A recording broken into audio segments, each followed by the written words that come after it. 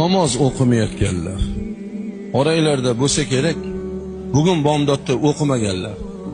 Xudo meni ko'rib turibdi degan tuyg'u yo'qligi uchun o'qimadinglar. Nima asosingiz bor o'qimayotganingizga? Bandaga tushuntira olmaysiz, Xudoga qanaqa tushuntirasiz? Bandam, men seni yaratdim, yo'q eding, jirkanch suv eding, iflos suv eding. Badaningga, kiyimingga tegsa, to yuvmaguncha xotirjam bo'lmaydigan jirkan suv eding. Men seni shu suvdan yaratdim. Mana buni sharbatidan yaratganim yo'q. Jirkan suvdan, siydik keladigan yo'ldan yaratib, onangni qornida suv to'ldirilgan qopning ichida tillo kumush bilan sotib olib bo'lmaydigan butun a'zoni men tekinga berdim, yaratdim. Onani qornida 9 oy 9 kun tarbiya qilib rizqingni berdim. To'rmuchchayni soqirib dunyoga keltirdim.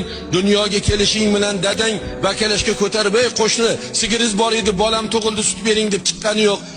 Har bir musulmon Ramazonda iflos bilan ro'za chiqarib sani, lekin nafsingni qondirib qo'ydim. Butun minerallarga ega bo'lgan to'yimlik ovqatni, rizqingni onangni ko'ksidan chiqarib qo'ydim. Onangni senga mehribon qildim, onangni senga qul qildim. Mardikor qildim, seni oq yuvdi, oq taradi, yedirdi, ichirdi. Qolaversa men ne'mat bilan siyladim. Nima uchun namoz o'qimading bandam? Senga nima yetmayatdi? Nima kamlik qildi desa nima deysiz?